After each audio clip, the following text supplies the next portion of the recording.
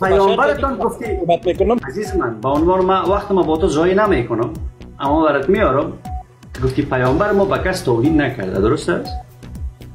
بسیار خوب، بریم به منبع. پیامبرشون به کس توهین نکرده دوستان، به کس هیچ توهینی نکرده، بسیار آدم کاکه بوده اصلا. حالا میریم ببینیم که توهین کرده نکرده. خب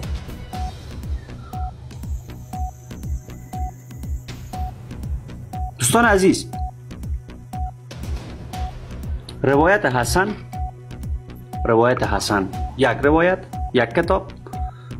اینم کتاب دوم، روایت حسن از ابن راویش هم ابی ابن کعب، محدثش ابن باز، و در کتاب فواید العلمیه من دروس بازیه، از دروس خودش فواید علمی خود را آورده.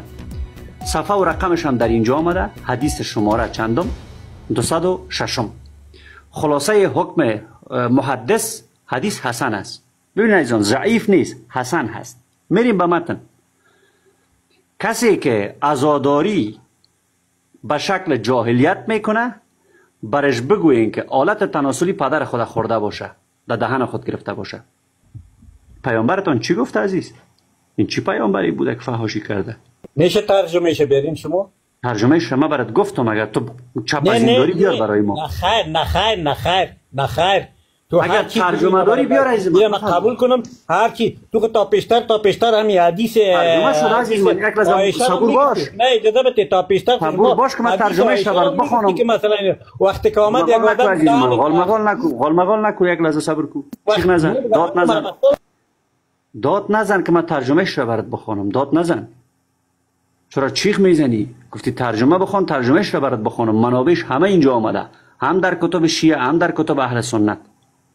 سنن نسائی جلد 9 صفحه 357. بهار الانوار هم از شیعیان، از مجلسی، جلد 23 صفحه 91. میریم به متن عربیش. این متن عربیش تعداد راویانش اسکرین شات بگی، تو که آدم تحقیق نیستی، به دوستان دیگر میگم. اینم متن فارسیش. پیامبر مسلمانان میگه، چی میگه از من؟ اگر دیدید کسی به روش جاهلیت عزاداری میکند، به او بگویید آلت تناسلی پدرت در دهنت، و این کلام را صریح بگویید. یعنی ترجمهش. چرا چیغ میزنی؟ چرا داد میزنی؟ چی گپ است؟ ببین قربان چا، در کامپیوتر یا در صفحه موبایل هر کس هر چیز میتونه بنویسه، روایت یا